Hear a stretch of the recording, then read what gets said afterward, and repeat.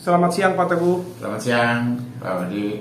Pak Teguh, melihat ini kasus yang lagi viral dan ramai dibicarakan di sosial media ya. Ini kasus tentang hukum anak, terutama kasus yang menyangkut salah seorang anak selebriti lah, bisa dikatakan anak Nikita Mirzani atau Loli ya. Pak, gimana melihat bahwa visum yang dikeluarkan oleh rumah sakit itu sekarang sudah ada di tangan penyidik? Apakah visum itu bisa diutarakan atau seperti apa, Pak? Jadi menurut hukum acaranya, hukum acara pidana yang diatur dalam KUHP, visum itu kan yang minta itu pihak kepolisian. Pihak kepolisian minta visum adalah dalam rangka proses penyelidikan atau penyidikan, sehingga pihak dokter rumah sakit setelah melakukan pemeriksaan hasilnya akan diberikan kepada pihak kepolisian. Pihak kepolisian mengatakan sudah menerima visum tersebut. Nah, visum tersebut bukan untuk diberitahukan kepada orang-orang yang diperiksa atau dimintakan pemeriksaan visumnya, itu bukan. Tetapi itu adalah merupakan suatu hasil kerja kepolisian guna memenuhi kelengkapan persyaratan proses-proses penyelidikan atau penyidikan nantinya, dan itu akan menjadi dokumen berkas perkara, sehingga itu merupakan rahasia daripada penyidik atau penyelidik. Itu tidak boleh orang lain tahu, atau tidak ada keharusan polisi memberitahukan kepada pihak yang ada perkara di situ, nggak boleh. Itu tetap menjadi hak atau rahasia daripada kepolisian itu sendiri, seperti itu. Oke Pak. Jadi selama ini apa yang diutarakan kuasa hukum terlapor? Nah, itu visum yang mana dulu, kita kan nggak ngerti. Visum yang mana dulu? Karena kalau visum yang diminta kepolisian, biasanya pihak rumah sakit dalam keadaan tertutup akan disampaikan kepada pihak kepolisian, tidak bisa disampaikan kepada pihak lain.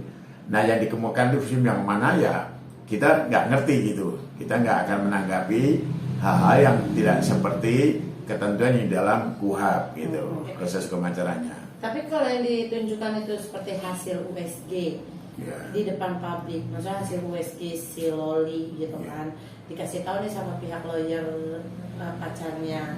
Kalau ini tuh nggak ada, itu sebenarnya boleh apa enggak sih? Ya, kita melihat ya, kalau proses hukum pidana yang dijadikan patokan adalah apa yang diupayakan oleh pihak penyelidik atau penyidik, bukan yang lainnya. Misalnya ada yang lainnya ya silakan. Misalnya tadi pihak siapa terlapor?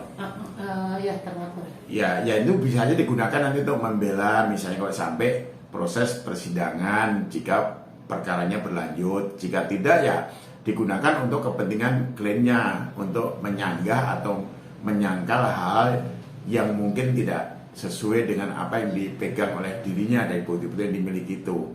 Tetapi kalau yang visum, sekali lagi, yang meminta visum itu mesti kepolisian sebagai penyelidik atau penyidik.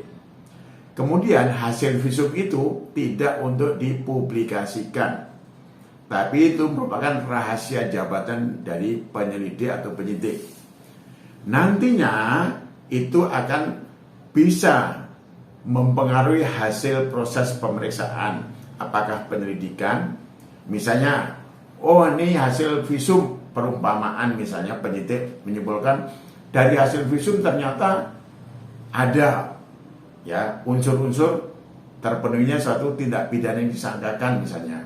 Nah, itu nanti bisa meningkatkan menjadi tersangka kalau saat ini masih proses penyelidikan. Jika itu memperkuat dari dugaan laporan dari pihak si pelapor. Setelah misalnya ditingkatkan menjadi penyidikan, tentu ada tersangkanya. Saat proses pemeriksaan bisa saja itu ditanyakan, atau bahkan mendatangkan ahli kepolisian juga bisa. Dari hasil visum itu bisa ditanyakan kepada ahli, menurut keterangan pendapat ahli seperti apa.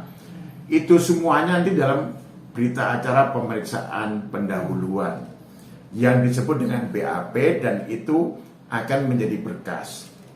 Hasil penyelidikan meningkat kalau memenuhi unsur tindak pidana yang disangkakan itu menjadi penyidikan.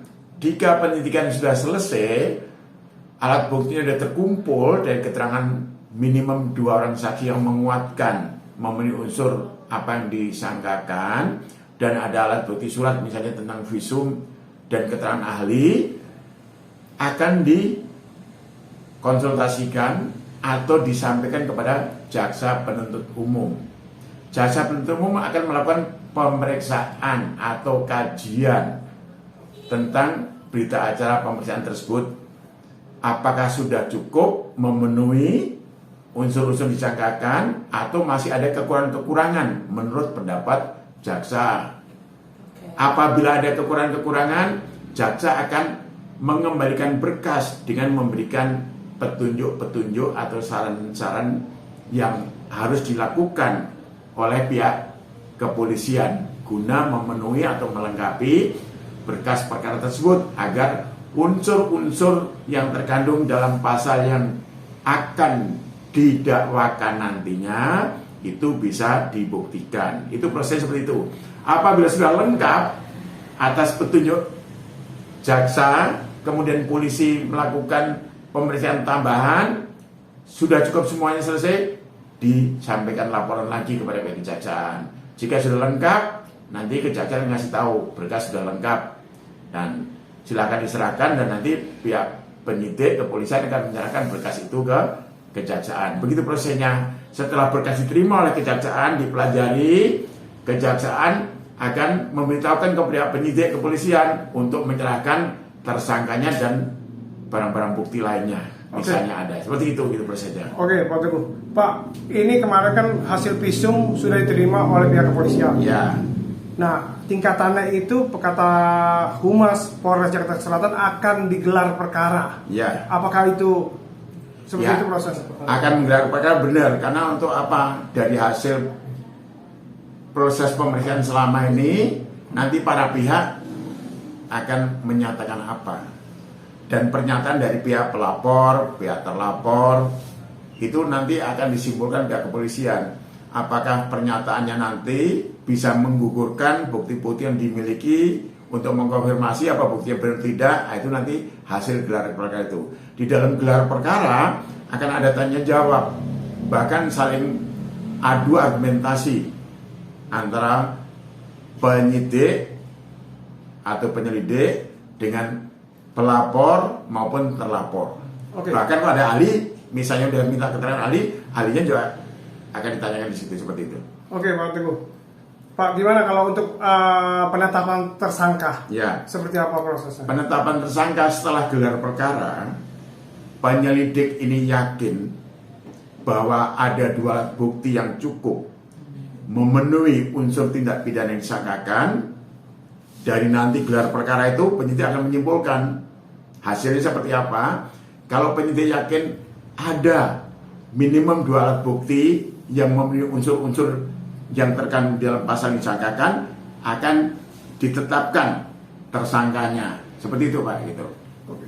Lalu Bang, kalau besok kan rencananya terlapor nih Fadil Badiri akan dipanggil ke pihak polisian, Bang. Ya. Dan mungkin akan gelar perkara, dan yang seperti tadi Bang bilang, ditanya ketika misalnya hari itu juga polisi menetapkan dia sebagai tersangka, Bisa apakah langsung ditangkap atau bisa pulang? Nah, itu tergantung kebijaksanaan atau hak daripada penyelidik atau penyidik, sekarang masih penyelidik ya, untuk melakukan hal itu gitu. Apakah hal itu mau dilakukan tetapkan tersangka tidak, kan nunggu hasil gelar perkara dulu, belum bisa berasumsi sekarang atau berandai-andai, nggak boleh hukum pidana itu.